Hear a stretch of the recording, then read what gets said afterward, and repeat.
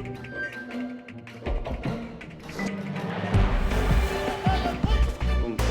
que he ordenado a la luz de Barcelona, España.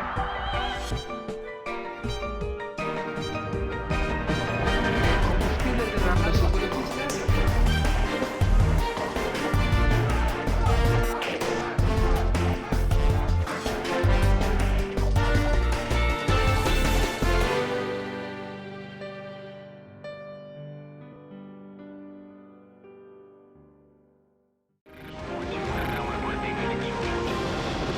¡Tenemos una bomba! ¡No hay tiempo! Además tiene un sensor de sonido.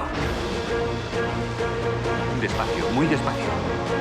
Retira el cilindro primario de ignición.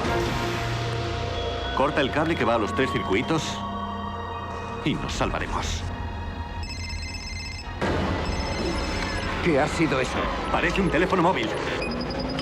Alguien del público. ¿Del público? ¿Qué clase de tipo tiene conectado el móvil para ver una película? Dios mío.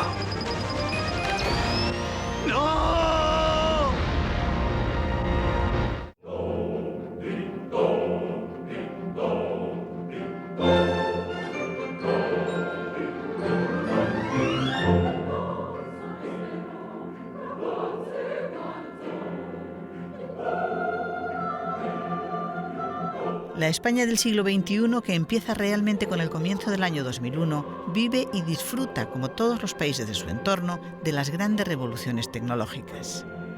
Y de todas ellas hay una, el teléfono móvil, que ha entrado en los hogares para no marcharse más, que se ha convertido en irrenunciable, que ha dado un vuelco a la existencia privada y pública de los españoles y que está presente, demasiado presente a veces, en todos los ámbitos de la vida ciudadana.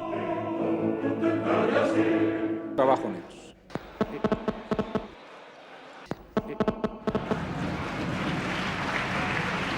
Apaguen los móviles, por favor. Por favor. Ya acabamos con la rueda de prensa y con el móvil y empezamos con lo otro. No es tuyo, pues pégale una patada a la bolsa o haz algo. Haz cualquier cosa para parar ese bicho, ¿no?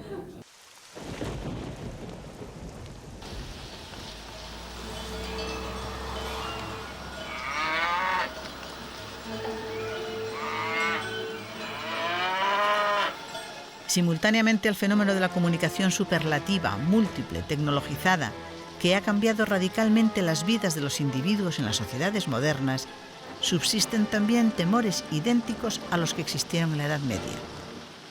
En el siglo XI el miedo a las plagas, el miedo a la peste. En el siglo XXI el miedo al SIDA. Y ahora también el miedo a una enfermedad desconocida, terrible y mortal. El mal de las vacas locas.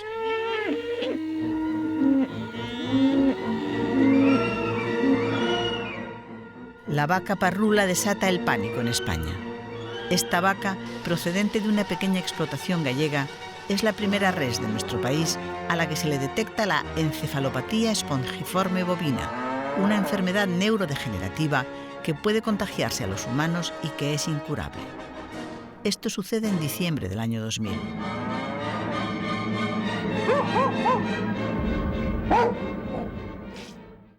Con el primer caso de vacas locas ha llegado la desconfianza. Según los productores, las ventas de carne de ternera han bajado un 15% y hasta un 60% la carne roja de vaca.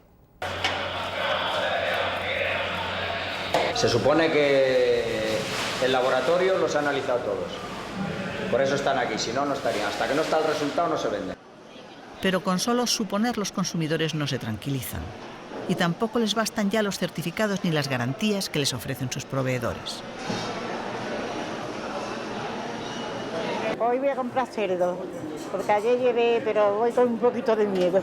Hace tiempo ya que no cojo. Yo tengo niños pequeños y quita. Estaba demasiado asustado.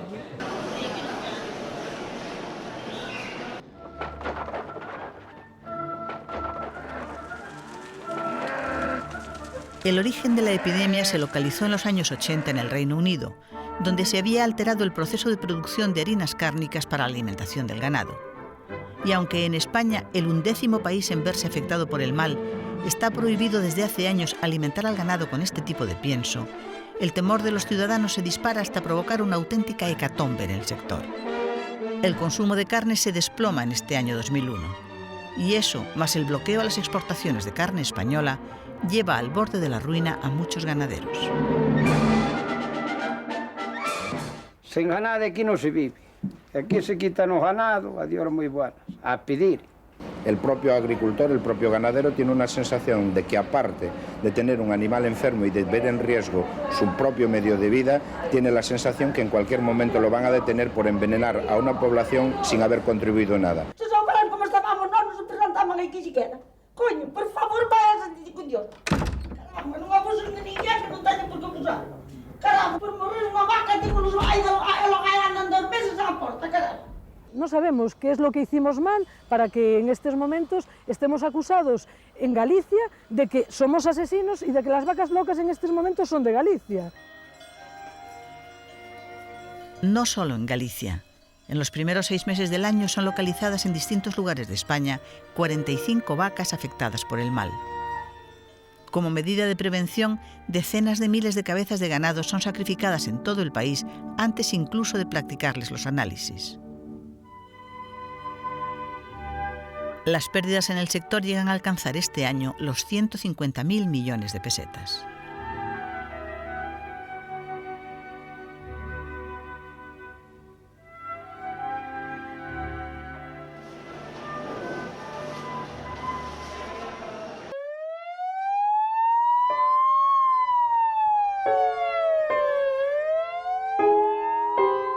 El 3 de enero de 2001. 12 inmigrantes ecuatorianos mueren cuando la furgoneta en la que viajaban hacinados es arrollada por un tren en un paso a nivel sin barrera en las cercanías de la localidad murciana de Lorca.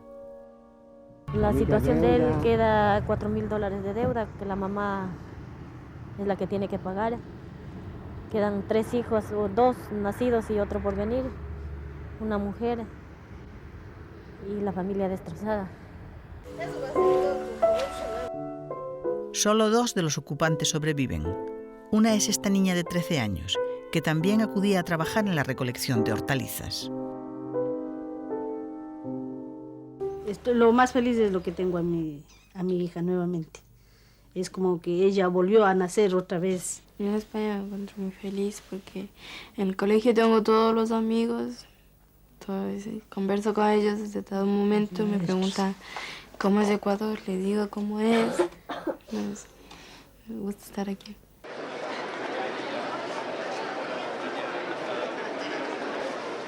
El trágico suceso vuelve a poner sobre la mesa el debate de la situación en la que malviven en España miles de emigrantes que están en situación irregular y que, por lo tanto, son carne de explotación por parte de empresarios. No hay trabajo para todos. Un día va uno y otro día va otro. Mañana va vosotros. El que había contratado a los ecuatorianos fallecidos ya había sido condenado anteriormente por no pagar a sus empleados los salarios apalabrados. Me siento cabeza de turco porque todos los agricultores estamos con el mismo problema. Todos los agricultores. Con el mismo problema. Le podía haber pasado a otro igualmente que a mí. Al haber superado la mayoría requerida, queda por tanto aprobada.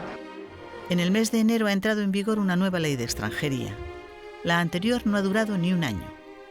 El Gobierno, que después de las elecciones dispone de mayoría absoluta en el Congreso, la ha modificado como ya advirtió cuando la oposición tumbó su proyecto el año anterior. En esta ocasión, la nueva ley, que garantiza a los inmigrantes en situación irregular la asistencia sanitaria y la educación en todos los niveles, les niega, sin embargo, la posibilidad de ejercer los derechos de asociación, reunión, sindicación y huelga. Precisamente por eso, el Partido Socialista, que reclama el mismo trato y las mismas garantías para todos los inmigrantes, tengan papeles o no, se ha negado a apoyarla.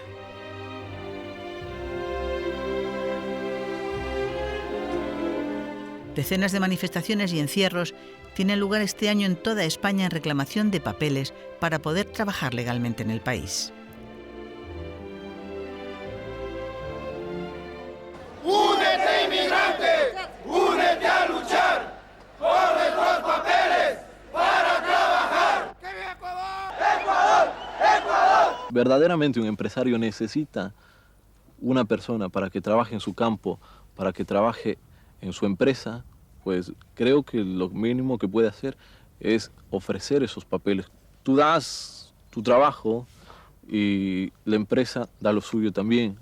Entonces hay un intercambio y creo que ese intercambio es lo más justo. Y la pura realidad es que el trabajo de los inmigrantes resulta imprescindible para la buena marcha de la actividad económica del país.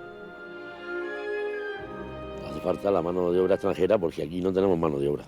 Hace unos años aquí en Lorca principalmente pues había 4 empresas pequeñitas y ahora pues la verdad que han crecido y necesitamos esa mano de obra de los inmigrantes, que claro, por supuesto aquí en España ya nos hemos quedado pequeños. Con la nueva ley de extranjería en la mano, el gobierno intenta luchar contra la explotación de los inmigrantes irregulares, poniendo multas de hasta 10 millones de pesetas al empresario que contrate a un trabajador sin papeles. Lo que pasa es que aquí hay un flujo muy grande de inmigrantes ilegales, joder, y están en la calle parados, te vienen llorando, que les contrates, que les lleves a trabajar, como sea, y tú no puedes, estás con las manos atadas, y ellos tienen familia, tienen hijos, tienen que pagar muchas veces a las mafias su entrada en España, y tú estás aquí atado, estás a media producción porque no tienes gente legal para trabajar. Está la gente con mucho miedo. Yo pienso que ahora mismo sin papeles no, estará la gente más que nada en la calle, los que hay sin papeles están en la calle, porque hay bastante miedo general entre todos, a contratar por el miedo a que haya una inspección, a que vengan, a que...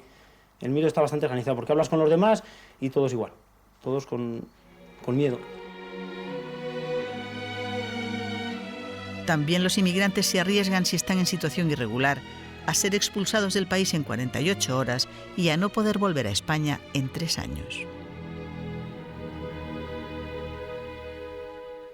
Hay algún niño que me ha dicho que ahora estos días que tiene más miedo porque ahora si vienen los de inmigración se tendría que marchar a su país y que les han prestado dinero para venir, entonces ahora cómo van a volver allí con menos dinero del que han venido, que no, que tienen que ganar primero dinero y que están con miedo, sí, tienen miedo de que los puedan repatriar a su país. Lo que más les preocupa es el tema de la expulsión, porque mucha gente viene preocupada, porque hasta ahora pues, no se hablaba tanto de la expulsión y están pensando que pues, igual mañana les meten el avión, hay una repatriación, y claro, viene con miedo y me dice, pues es que podemos salir o no podemos salir, y hay algunos que dicen, pues ya que estoy aquí, es que si he salido de mi país es por una absoluta necesidad y prefiero morir antes que volver a mi país. No se puede pretender controlar los flujos desde dentro de España con el procedimiento de condenar a la invisibilidad social y administrativa a los inmigrantes que están aquí ya en situación irregular, con la idea de que si los hacemos sentir incómodos y no les permitimos el acceso a servicios que deben ser considerados básicos en todo caso, esto va a servir de elemento disuasorio para los que quieran venir en situación irregular. Todo tiempo hay miedo en corazón. Es normal, cuando te esconde cada día, hay miedo. Después, cuando hay papel, es bien. Sí, porque puede haber una vida normal y se cambia todo.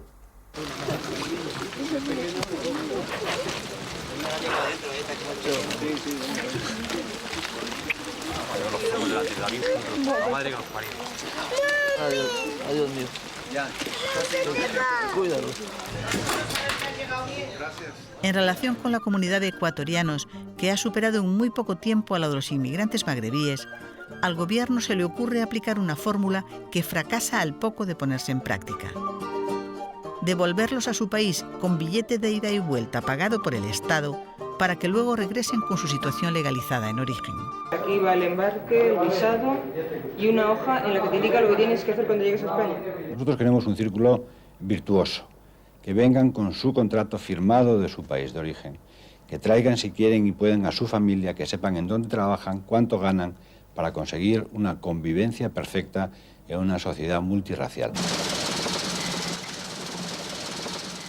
Lo que nos parece es que, no sé, un poco un disparate a mí, por lo menos personalmente, de que tengan que hacerles viajar. Pues estando aquí en España se les podía haber dado otra solución y haberlo regularizado mediante una oferta de trabajo de alguna empresa, de una empresa determinada y, vamos, ¿no? Sin necesidad de que tengan que tener que viajar a su país. Soy Argelia y llevo 5 años aquí. Yo llevo aquí 6 meses y tengo 10 años. No hay que ser tan brusco con la gente. ¿Sabes? Que hay que tratarlos bien, aunque sean de diferentes países, pues que hay que tratarlos bien.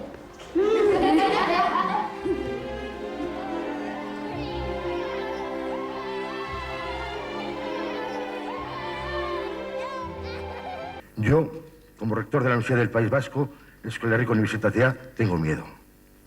Miedo a que se consume la supresión de la libertad de pensamiento, a que sucumbamos ante la amenaza del terror. Tengo miedo al silencio, a que hartos de soportar las coacciones nos callemos. Miedo también a que esa sea la antesala del final de la democracia en el País Vasco. Febrero de 2001. Los rectores de distintas universidades españolas han acudido a arropar a los profesores de la Universidad de Lejona, en Vizcaya, amenazados de muerte por ETA. Se trata de un acto testimonial de reconocimiento público de una estremecedora realidad en la España actual. La existencia de un amplísimo grupo de ciudadanos de toda clase y condición que, por defender la Constitución, por no ser nacionalistas, viven bajo amenaza para sus vidas. Viven con miedo.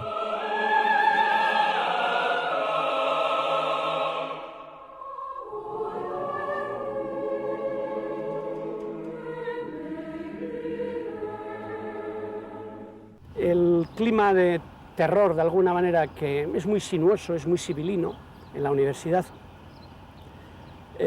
Los profesores te advierten, te dicen, lo dicen. Entonces hay un clima de no meterse nunca en nada, porque sabes que te vigilan. Es decir, la universidad, todo el mundo está vigilado. Es como el hermano mayor que está presente y uno sabe que todos sus pasos están siendo seguidos, ¿no? Entonces, sí se puede decir que prácticamente nuestra universidad ha heredado lo peor del franquismo. Lo que sucede en la universidad es un poco lo que está sucediendo en toda la sociedad vasca. Es decir, hay periodistas que están amenazados, empresarios que lo están, artistas que lo están, sectores profesionales muy diversos. También hay profesores, también hay estudiantes que están amenazados. Y que están amenazados pues simplemente porque discrepan de las versiones totalitarias de ETA. Desde 1998 existe el llamado Foro de Ermua, una activa asociación de ciudadanos vascos a la que pertenecen destacados intelectuales que, con evidente riesgo para sus vidas, denuncian una y otra vez la realidad de las víctimas y la de los verdugos. No, dejemos de cagar el ridículo una vez más. Venga, largo ya. ¡Asesinos! ¡Asesinos! ¡Asesinos! La fractura social entre víctimas y verdugos lleva mucho tiempo en el País Vasco. Es decir, ese mito de que no vayamos a llegar a una fractura social, pero ¿qué se creen ustedes que hay entre quienes están viendo que matan a sus familias y quienes están viendo que salen a la calle para jalear a los asesinos de sus familias? Es decir, si no se ha exteriorizado antes esa fractura, es no por concordia ni por armonía social, sino simplemente por miedo de algunas personas a exteriorizar, es decir, además de que me han matado al padre, como alce la voz, todavía me ocurrirá algo peor. Ahí tenemos el caso de la familia Corta, que después de matar al cabeza de familia, como protestaron los demás hermanos y armaron un poco de bulla, pues les han volado una discoteca y seguirán hasta que se achanten del todo. Claro, entonces esa es la concordia que había, la concordia de, digamos, el silencio de los corderos, ¿no? El nazismo, el terrorismo, es la gran fábrica de miedo. El miedo crea cómplices, ¿no? Crea cómplices. Se crea la figura de la persona que no se entera, que mira para otro lado, que dice que es neutral, que es equidistante de dos posturas, esto se está utilizando mucho, que dialoga, no se sabe muy bien en qué ámbito del etéreo, y enmascara una realidad, ¿no? Que en una situación injusta y límite como la que estamos viviendo, el neutral lo que es un cómplice. En esos momentos, más de 3.000 personas llevan escolta en el País Vasco. Todas ellas viven cada día bajo la amenaza de los terroristas y sienten su sangrienta cercanía. Solo 3 ejemplos, entre muchos miles. Uno, el del escultor Agustín Ibarrola. Nuestra soledad es inmensa. La soledad del perseguido por el nacionalismo vasco, por el fascismo nacionalista, es terrible en este país. Es terrible.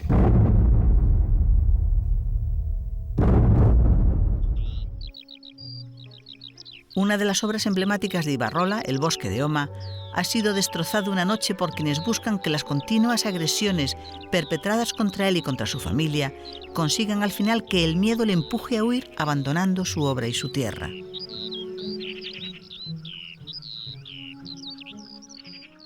¿Has pensado en irte alguna vez? No, yo no puedo trabajar fuera de mis raíces.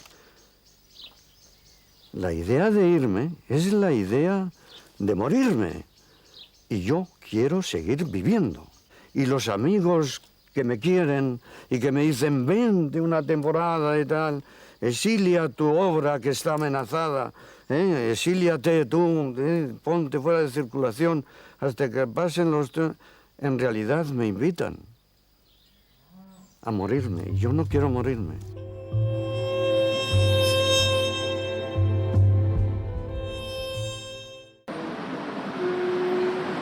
El segundo ejemplo es el de Santiago Abascal, miembro de una familia que lleva años sufriendo incesantes ataques, amenazas y agresiones, como incendiar su tienda o pintar sus caballos con frases de apoyo a la banda terrorista.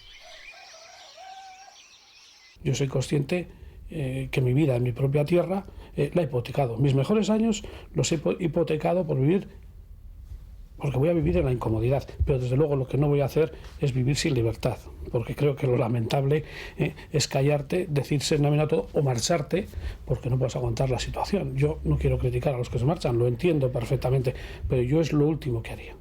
Y el tercer ejemplo, el de un periodista amenazado. Que es dute tokirik Euskal Herrian. Perro de la pluma, o periodista perro, no tiene sitio en Euskal Herria. De las amenazas, los terroristas han pasado a los hechos. Gorka Landaburu, hijo de un histórico miembro del PNV, resulta herido en la cara y pierde varios dedos de ambas manos al estallarle una carta bomba con 150 gramos de explosivo. Todavía en el hospital, Landaburu aboga por el acercamiento entre los partidos nacionalistas y no nacionalistas para lograr la paz. Hay que arreglar este tema, pero ya. No se puede esperar más y lo que no podemos aceptar ni aceptará la sociedad es el discurso y la imagen patética de estos 2 últimos años de división interna de los demócratas, que solo sirve a ETA y a su mundo. Y entonces el Endacari, que tiene mayor responsabilidad, ese es el que tiene que llevar la batuta, pero todos detrás de él, inclusive el PP, el PSOE y todo el mundo. Este tema necesita un primer arreglo, que es que los partidos democráticos se sienten a hablar y a buscar soluciones. Pasen las horas que pasen. Lo que dije el otro día. Yo, aunque me falte una mano, me encargo de llevar los bocadillos y las bebidas y que se pongan de acuerdo en esta reunión. Excelentísimo señor don Juan Bautista Peralta Montoya. Excelentísimo señor don Manuel Pérez Comerón. Excelentísimo señor don José Julián Pino Arriero. Excelentísima señora doña Silvia Pino Fernández. Todas estas son las víctimas del terrorismo, las supervivientes al menos. Estas personas o sus familias han recibido por fin el homenaje que la sociedad les debía desde hace años, junto con el reconocimiento de su inmenso sacrificio y la valoración de su ejemplo.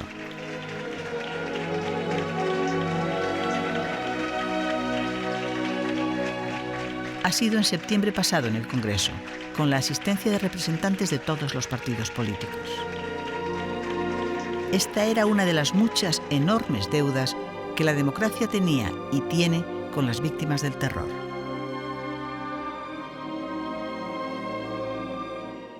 Se va a proceder a la firma del Acuerdo para las Libertades y contra el Terrorismo adoptado por el Partido Popular y el Partido Socialista Obrero Español. Firma por el Partido Popular su secretario general, don Javier Arenas Bocanegra, y por el Partido Socialista Obrero Español su secretario general, don José Luis Rodríguez Zapatero. Los dos grandes partidos nacionales, Partido Popular y Partido Socialista, han alcanzado un acuerdo de la máxima trascendencia política, el llamado Pacto Antiterrorista, que se ha firmado en diciembre del año 2000. La idea de un acuerdo para sumar fuerzas contra el terrorismo ha sido de José Luis Rodríguez Zapatero. Y han sido los líderes del Partido Popular los que inicialmente han reaccionado con desdén ante su propuesta. Suscribe el acuerdo el presidente del Gobierno. Pero cuando por esas mismas fechas los partidos nacionalistas vascos, desde el PNV a Euskal Herritarrok, se reafirman públicamente en su tesis de que la paz sí tiene que tener un precio político, que es la autodeterminación, y que hay que seguir apoyando el Pacto de Lizarra, el Gobierno cambia de criterio y opta por cerrar filas con el PSOE frente a los soberanistas. La firma de este acuerdo supone la vuelta a la unidad de acción que había quedado en entredicho tras las llamadas al diálogo con el PNV salidas de las filas del PSOE cuando el asesinato de Ernest Lluch. Y supone también que ambos partidos exigen a los nacionalistas que renuncien definitivamente al Pacto de Lizarra si quieren alcanzar acuerdos.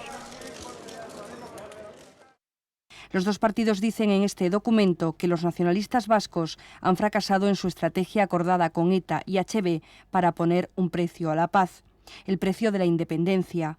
Por eso, populares y socialistas exigen a PNV y EA que rompan con Estella si quieren volver a la unidad democrática. Exigencia que consideran además imprescindible para alcanzar cualquier acuerdo con estos partidos. Y una exigencia más en el preámbulo de este acuerdo, la unidad democrática siempre en torno a la Constitución y el Estatuto. Comunicado del Euskadi Burbatzar. La reacción del PNV al pacto antiterrorista es inmediata y muy dura. Califica el acuerdo de excluyente y de antidemocrático. Acusa a los firmantes de pretender que el PNV renuncie a su ideología.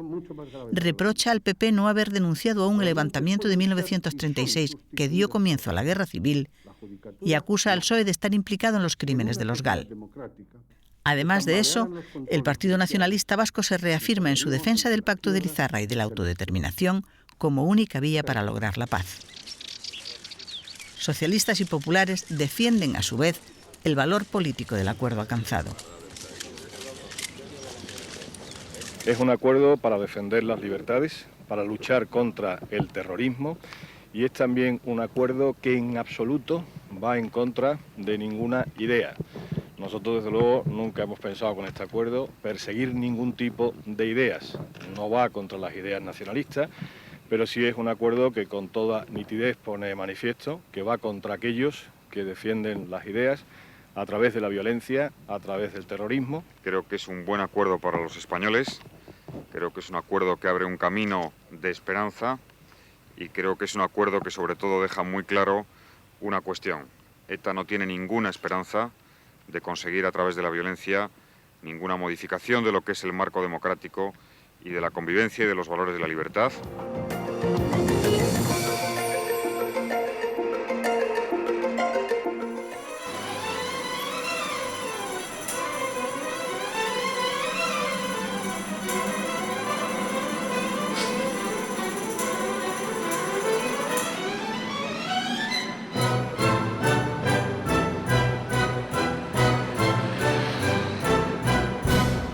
Elecciones anticipadas en el País Vasco.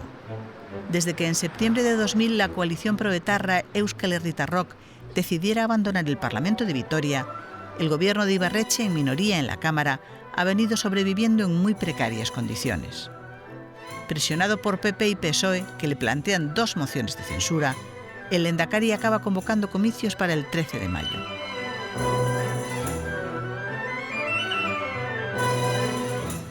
Y por primera vez en democracia, esta vez existe la posibilidad de que los partidos no nacionalistas conquisten el poder en el País Vasco.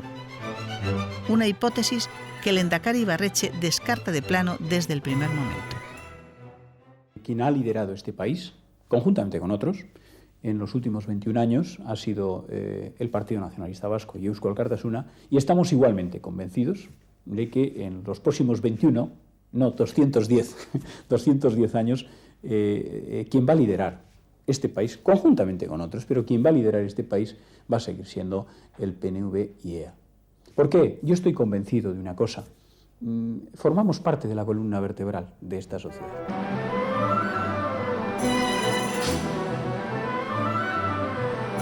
La batalla electoral se libra en esta ocasión entre dos frentes muy diferenciados.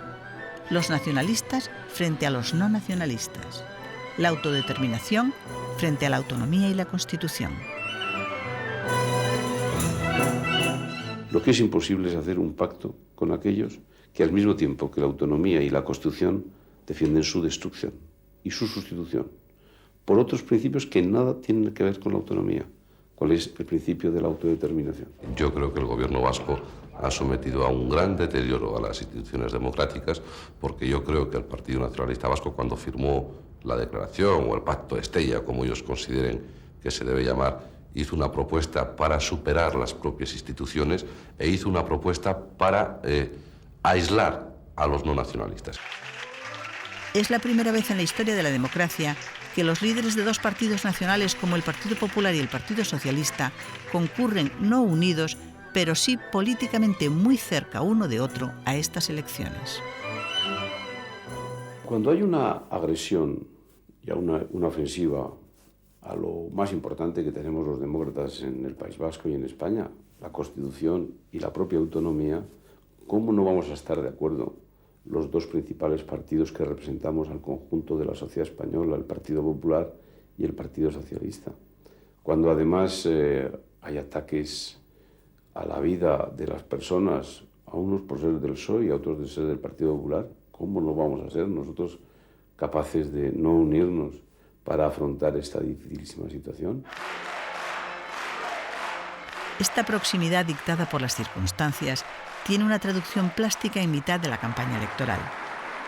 Convocados por el colectivo Basta Ya a un homenaje a las víctimas de ETA, que desde el final de la tregua hasta ese momento ha asesinado ya a 30 personas, Jaime Mayor Oreja y Nicolás Redondo unen sus manos a las del filósofo Fernando Savater ante el entusiasmo de los presentes. Esta es la auténtica magnitud de la apuesta.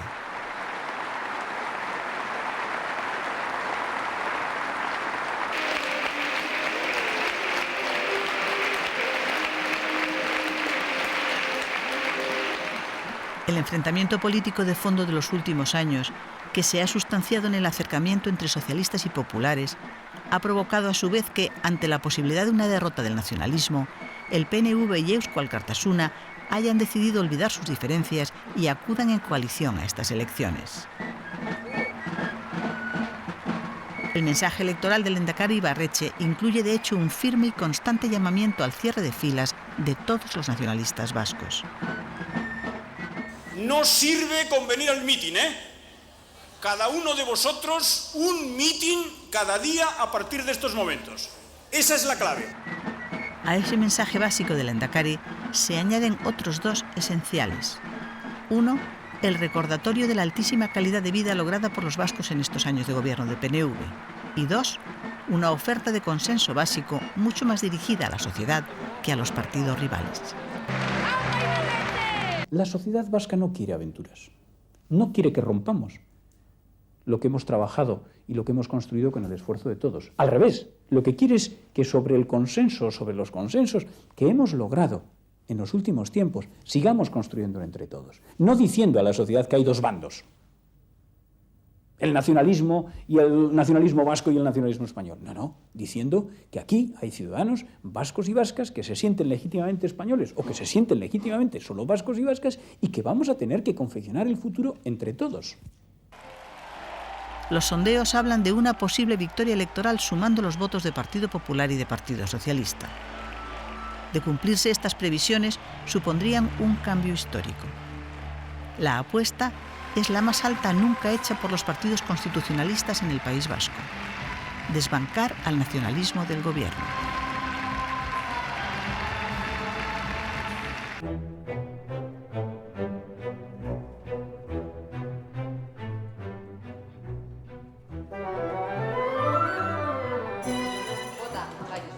La participación es la más alta nunca alcanzada en esta comunidad. El 80% del censo acude a votar. Y el veredicto es muy claro. La coalición nacionalista PNV-EA ha ganado las elecciones. Obtiene 33 escaños frente a los 32 que suman los obtenidos por el PP con 19 y el PSOE con 13. Y aunque los partidos constitucionalistas han recibido 100.000 votos más que en las elecciones del año 98 y de que ahora solo les separan 25.000 votos del PNV, lo cierto es que han fracasado en su intento de dar un vuelco a la relación de fuerzas en el País Vasco. Es más, que su estrategia de acoso al nacionalismo ha acabado reforzando al PNV, que ha vencido en el 90% de los municipios y que ha logrado su mayor victoria electoral desde que gobierna el País Vasco hace ya 20 años. El Partido Socialista ha perdido por 4 votos, pero ha perdido un escaño de los 14 que tenía. Y ahora es seguro que la estrategia de acercamiento al PP defendida por Nicolás Redondo en estas elecciones va a ser sometida a severo juicio crítico por el resto del partido. De modo que el líder vasco tan solo ve una ventaja a estos resultados. Por encima de las siglas, como he venido repitiendo durante la campaña electoral, por encima de las alegrías partidarias, lo más importante hoy es que la ciudadanía vasca ha dicho un sí inequívoco a la paz. Lo mismo que el líder socialista, el único consuelo que el candidato del PP consigue transmitir a los suyos esa noche es que los proetarras han sufrido un descalabro. Pero hoy esta sociedad ha reducido a la mitad el apoyo político del terror y del miedo. Es evidente que nosotros también hubiésemos querido hoy ofrecer gobierno al País Vasco, pero nuestra alternativa ha servido para vaciar el voto de los que matan y de los que asesinan en esta tierra. Y es que efectivamente la marca electoral de Herri Batasuna ha cosechado el peor resultado de su vida política. De los 14 escaños que tenía, ha perdido 7. Y de esos 7, 6 han ido a parar al PNV. Es decir, la apelación al voto útil hecha por los PNVistas ha funcionado a la perfección. Evidentemente, hoy podemos decir que la coalición PNV-EA ha recibido decenas de miles, centenares de miles, diríamos nosotros, de voto independentista, de voto soberanista, de voto que quiere la paz y la soberanía para este país. Repito, por una campaña del miedo que ha desembocado al final en que buena parte, incluso de nuestro propio electorado, haya optado hoy por PNV-EA, pero para hacer frente al españolismo y para poner a este país en dirección a la soberanía y la paz.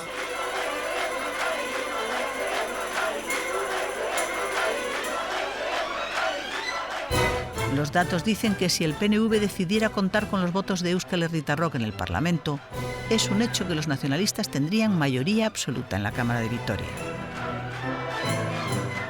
También es un hecho que el PNV tiene ahora de nuevo la oportunidad y la responsabilidad de gobernar. El tiempo dirá en qué dirección. Esta que iniciamos mañana, tiene que ser la legislatura del diálogo. Tenemos que pasar de la confrontación al entendimiento. Y para eso somos necesarios todos, absolutamente todos. Repito, sin revanchas y sin rencores.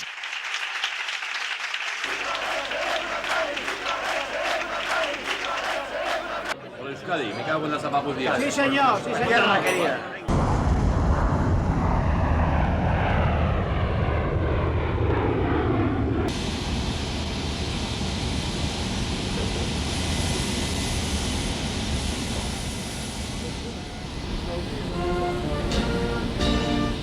El 12 de junio, el presidente norteamericano llega en visita oficial a España. George Bush ha elegido nuestro país como primera etapa de una gira europea, la primera que realiza desde que en enero pasado asumió la presidencia de los Estados Unidos. El gesto del norteamericano supone para el presidente del gobierno español un importante espaldarazo para su gran objetivo político: reforzar la presencia de España en los foros internacionales.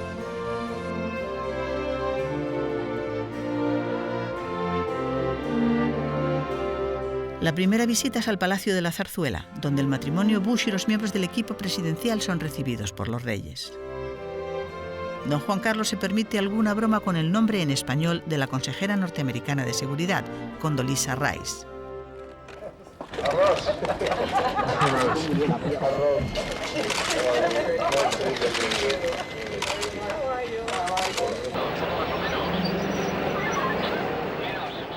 La visita a España de George Bush es recibida, como habitualmente ha sucedido en la historia de la democracia, con manifestaciones contra la presencia de un presidente norteamericano en nuestro país.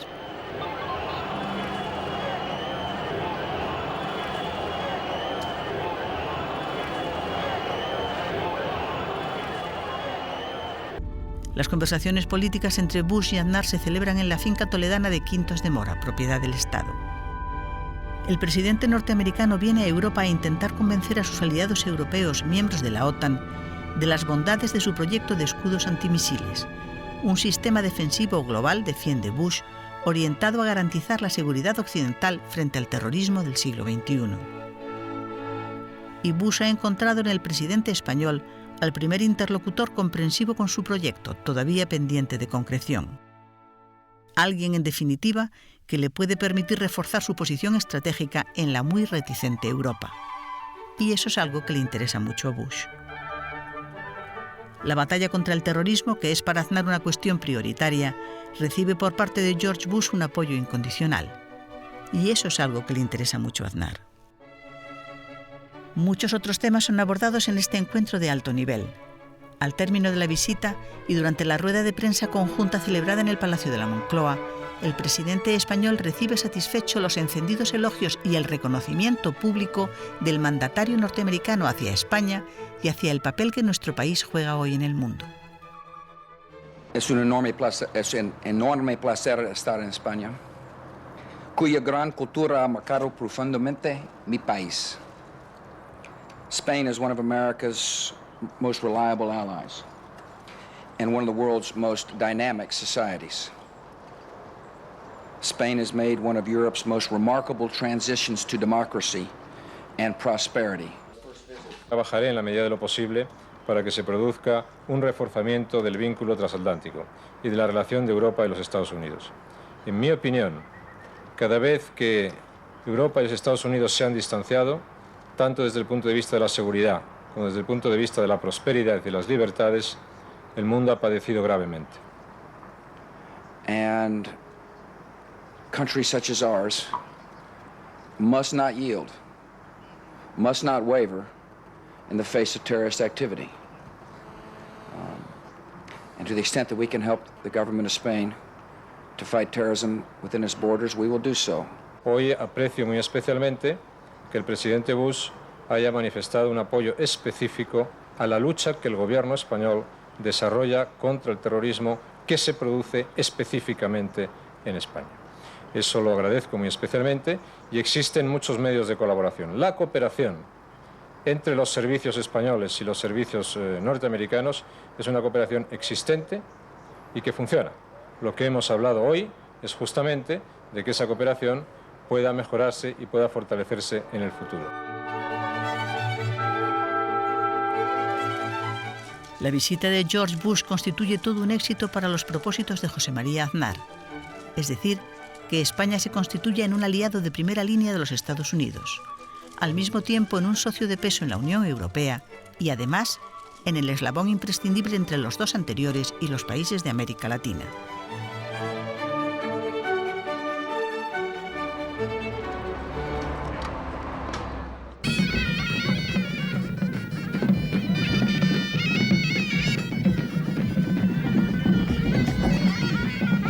Todo lo contrario de lo que le sucede a España con Marruecos en ese momento. A lo largo de todo el año 2001, los problemas con el país vecino no han hecho sino empeorar. La primera dificultad con Marruecos ha venido de la pesca y tiene consecuencias dramáticas para el sector pesquero español.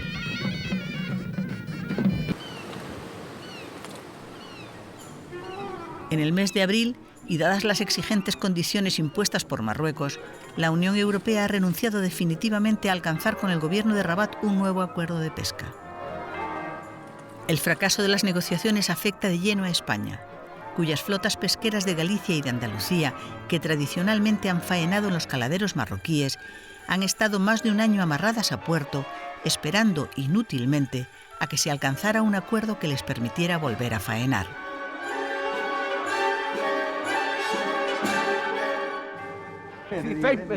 Parado. Y te levantan las madres que tienen hijos, lo primero que ponen la televisión. Y ponen la televisión, y el muñequito que habla, las vacas locas y el reino de libertad. Y aquí estamos a ver cuándo. El fracaso definitivo de las negociaciones con Marruecos significa que más de 400 barcos y 4.500 marineros españoles no podrán volver a los caladeros marroquíes. Y que unas 25.000 personas se verán afectadas por tener un trabajo indirectamente relacionado con el gremio. Lo cual abre inexorablemente la puerta a la reestructuración del sector. Ahí se hacen cuentas.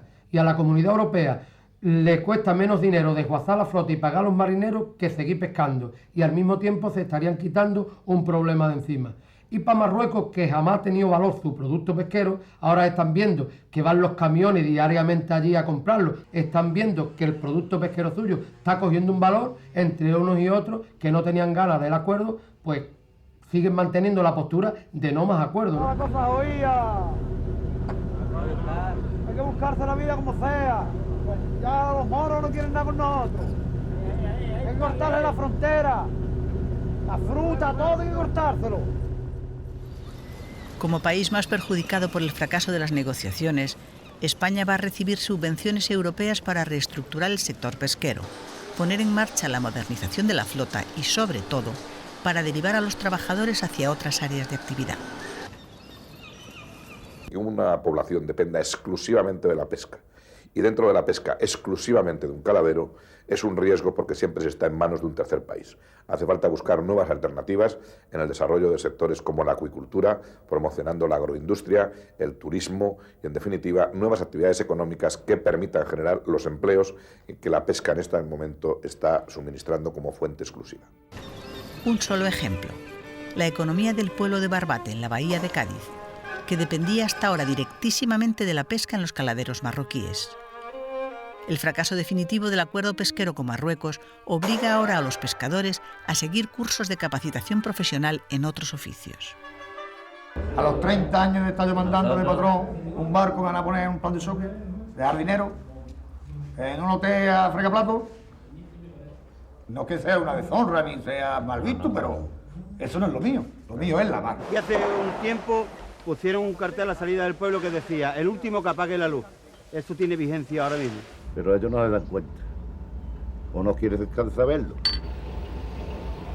¿Qué le dice la mujer? ¿Qué? Yo le dije que ahí no hay nada más que tristeza.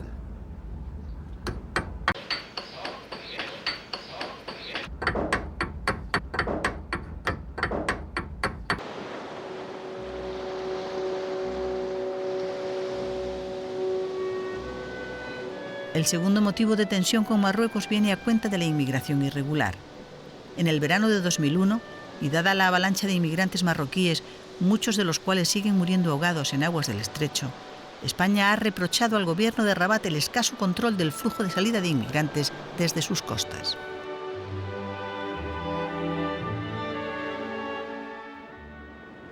La inmigración ilegal, que constituye un drama humano que no tenemos otra alternativa que afrontar con seriedad. A todos nos ha golpeado la conciencia las terribles imágenes que hemos visto por televisión el pasado mes de agosto, No creo que podamos ser insensibles a eso, y eso requiere un esfuerzo por parte de todos. Yo estoy dispuesto a aceptar que también por parte del gobierno español, pero sin ninguna duda también por parte del gobierno de Marruecos.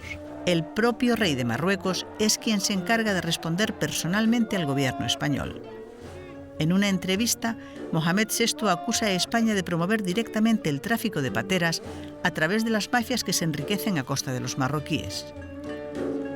Las relaciones entre ambos países se enfrían con este motivo todavía más. En el mes de octubre, sin embargo, el ministro español de Asuntos Exteriores es recibido por 2 veces por el rey de Marruecos. El gobierno intenta suavizar el enrarecido clima político entre los dos países, porque España necesita, por razones de seguridad exterior e interior, mantener una buena relación con Marruecos. Pero de nuevo salta la sorpresa.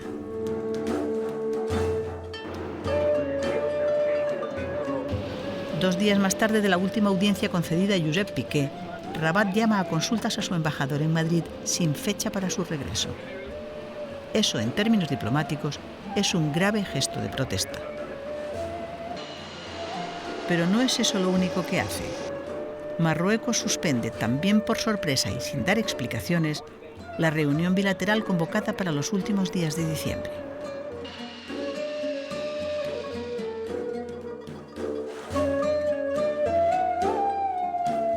Es en ese clima de tensión en el que el jefe de la oposición, José Luis Rodríguez Zapatero, viaja en visita oficial a Marruecos a mediados de diciembre. Ante la irritación del gobierno español, que le acusa de deslealtad, el líder socialista es recibido con honores de jefe de gobierno por el propio rey Mohamed VI. A lo mejor el señor Zapatero nos explica por qué Marruecos alega razones de agenda para no poder tener la reunión de alto nivel bilateral y en cambio sí tiene tiempo para recibir con varios ministros, el primer ministro y el rey de Marruecos, al señor Zapatero. Cada cual que saque sus consecuencias y medite por si ha podido ser instrumentalizado.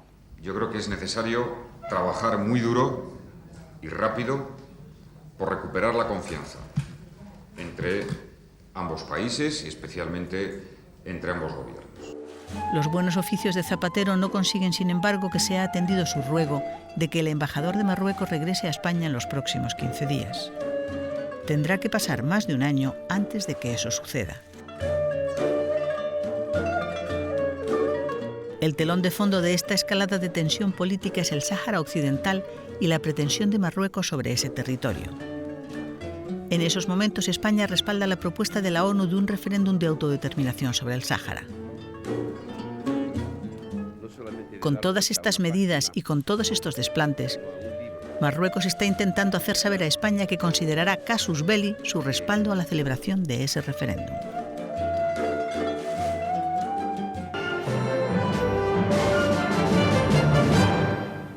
Están viendo imágenes de una de las torres del World Trade Center en Nueva York. Un avión, según las informaciones de que disponemos a esta hora, no sabemos si es un avión o una avioneta, se ha estrellado contra la parte superior de una de las dos torres. Son las 9 de la mañana, ahora en Nueva York aproximadamente. Varias de las últimas plantas afectadas por ese incendio. Así se recibe en España la primera noticia de lo que en los primeros instantes se interpreta como un terrible accidente. En realidad, se trata del atentado terrorista más grave de la historia. Hay muy pocos datos, pero vamos a estar pendientes y durante este telediario, buenas tardes, se los iremos facilitando. Hay mucha confusión, les pedimos disculpas porque no podemos aportarles más datos. Las últimas informaciones hablan de la posibilidad de que hayan sido dos aviones los que han chocado contra el edificio. Es una de las Torres Gemelas. Pero no se descarta, además, según las noticias que nos están llegando, que se trate de algún atentado suicida. Vamos a ver, estamos viendo que están las dos torres afectadas. Parece que se está confirmando que hay un segundo aparato. Creo, José Antonio, que incluso tenemos el momento en el que se produce ese choque de la segunda avioneta contra una de las torres. Ahí vemos la llegada del avión y en ese momento, cuando está justo detrás de esta primera torre afectada, la segunda...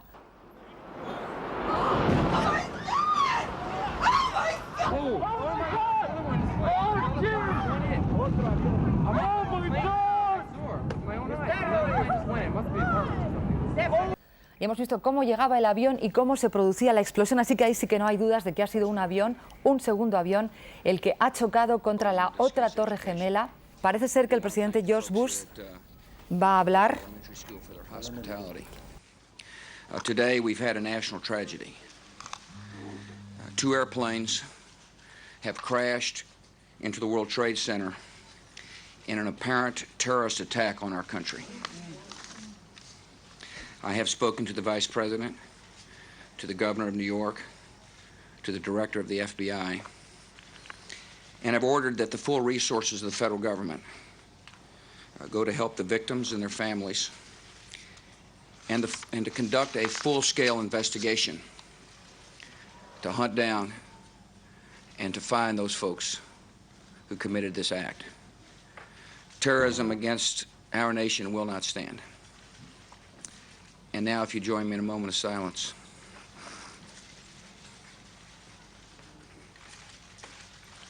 May God bless the victims, their families, and America. Thank you very much.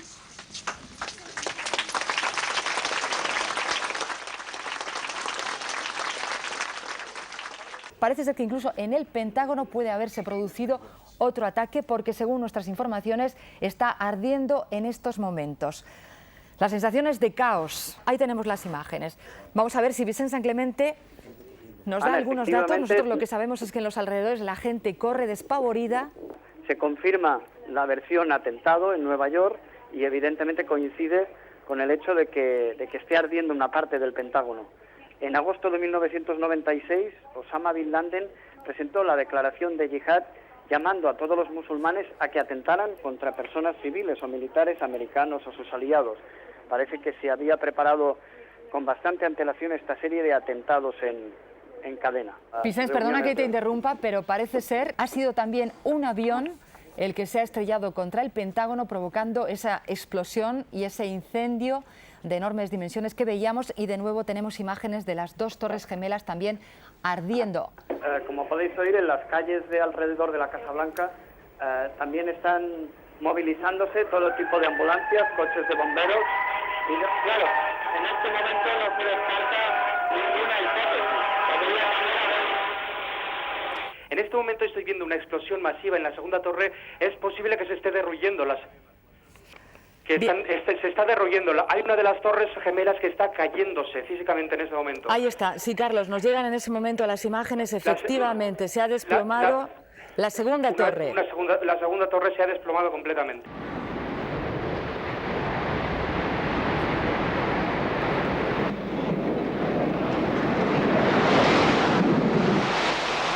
Se ha desplomado por completo la isla de Manhattan envuelta en humo. José Antonio Pérez Piñar. Pues sin duda se trata del atentado más siniestro en la historia de este país y probablemente con más víctimas, porque podrían haber cientos o incluso miles. Les recordamos que Estados Unidos trata de frenar nuevos ataques. Ha sido evacuada la Casa Blanca, el Capitolio, varios edificios oficiales. Todos los aeropuertos están paralizados, con lo que eso representa para un país de las dimensiones de Estados Unidos. Y están paralizados por seguridad, porque les recordamos que los ataques se han hecho con aviones. Media hora después del hundimiento de la Torre Sur, se derrumba también la Torre Norte, la primera en sufrir el atentado.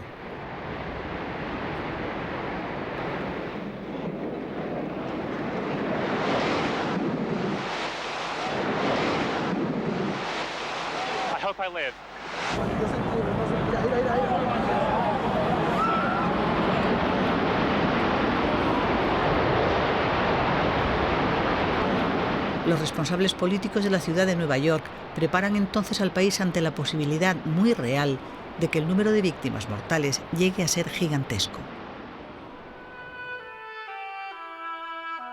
Por su parte, el secretario de Estado Colin Powell hace saber a los norteamericanos con escueta crudeza el nombre del culpable del mayor ataque nunca registrado en Estados Unidos y que marca el inicio de un siglo XXI cargado de incertidumbres y de negros presagios.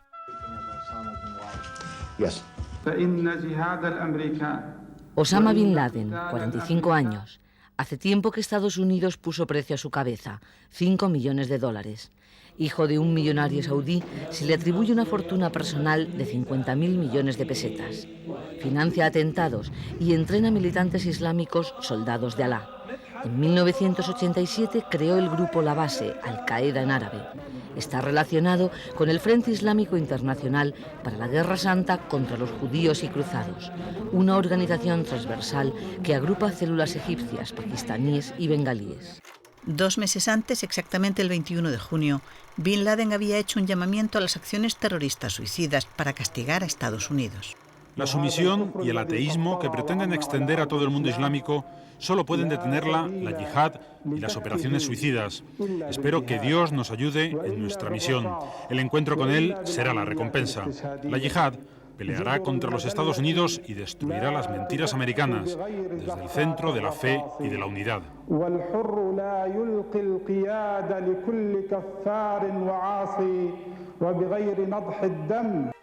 Los miembros de la OTAN se reúnen para respaldar al gobierno de Washington. Todos los gobiernos europeos constituyen de inmediato gabinetes de crisis. El presidente Aznar, de viaje oficial en Estonia, regresa urgentemente a Madrid para informar al rey y dirigirse a la opinión pública. Aznar anuncia que respaldará todas las acciones que adopte el gobierno de Washington y le ofrece la ayuda incondicional de España en su lucha contra el terrorismo que a todos amenaza. No podemos vacilar en la lucha contra la violencia. Nadie debe considerarse ajeno cuando el terror se produce fuera de sus fronteras. Es, por lo tanto, necesario tomar conciencia de que la comunidad internacional puede y debe defenderse de forma concertada ante esta amenaza indiscriminada. Un consenso que ya es posible y que ahora es una obligación de estricta responsabilidad.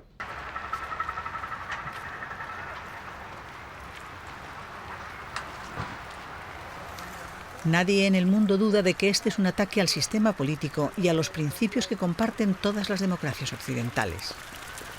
Pero a las primeras reacciones de pánico e impotencia que inundan al mundo, le sigue inmediatamente después la determinación del país más poderoso de la Tierra de enfrentarse a esta amenaza con todos los inmensos medios que tiene a su alcance.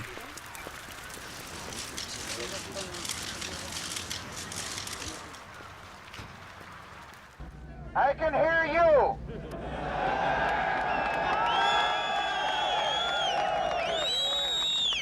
I can hear you. The rest of the world hears you. And the people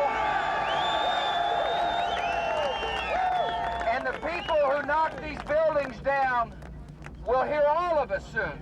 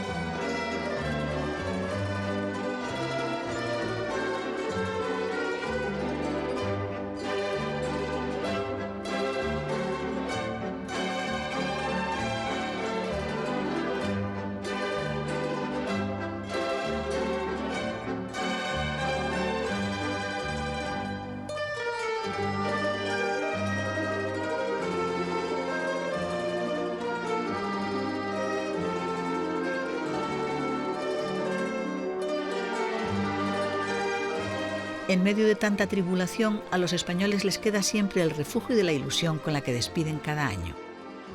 Pero esta es una ocasión muy especial. Después de 133 años de vida de la moneda española, va a ser la última vez que los niños del Colegio de San Ildefonso canten en pesetas su mágica cantinela. Cada Navidad tus sueños juegan a la lotería. Que la suerte te acompañe.